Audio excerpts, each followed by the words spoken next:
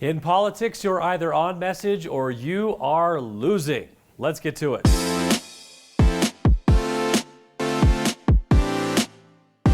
Welcome to On Message, a weekly look at where the battle lines are drawn and who is winning the war of words.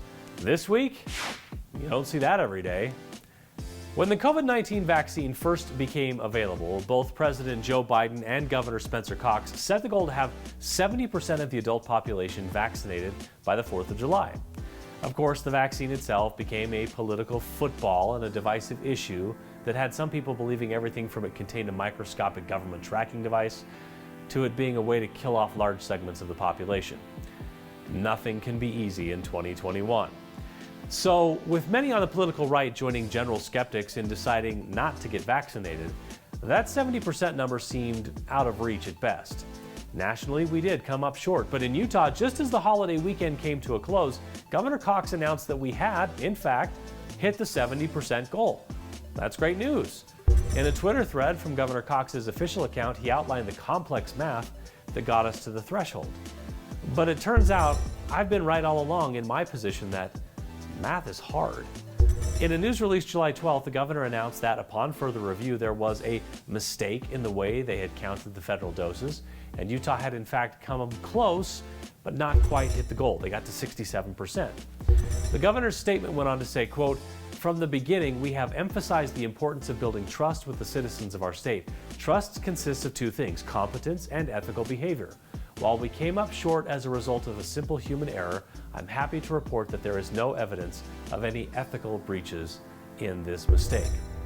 Two things jump out to me. First, an apology from an elected official is so rare that it was jarring, but jarring in a refreshing way. And second, it strikes me as a really savvy communication move. To the first point, Governor Cox gets a win here because people are fatigued by political spin. To see an elected official step up and say he got something wrong, particularly before being caught by the media or some other group, shows a commitment to accountability that will play very well, particularly here in Utah. To the second point, the governor not only strengthens his honest guy bona fides, he gets to draw attention to the need we have for more people to get vaccinated. He shows he's still making this a top issue, even as drought and water restrictions start to take the headlines away from the pandemic.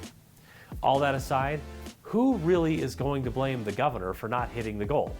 Is 67% so much worse than 70? And we should ask ourselves, what is the government's proper role in this vaccine effort anyway?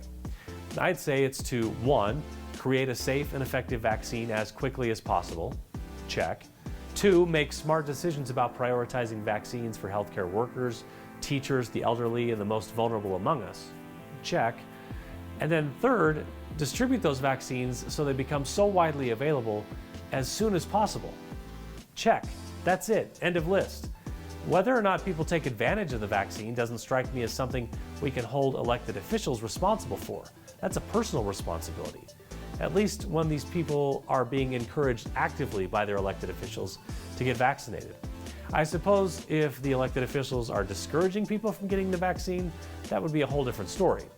So kudos to Governor Cox for clarifying the misleading storyline and for reconfirming his commitment to being accurate and transparent. I guarantee his response to this small mathematical error turns into a bigger win for him politically than hitting the 70% goal ever could have. That's it for this week. More on message in the next issue of the Utah Political Underground. Make sure you visit the site and sign up for our weekly email update. You can find more On Message videos, in-depth Utah political stories and analysis, plus podcasts and more at utahpoliticalunderground.com.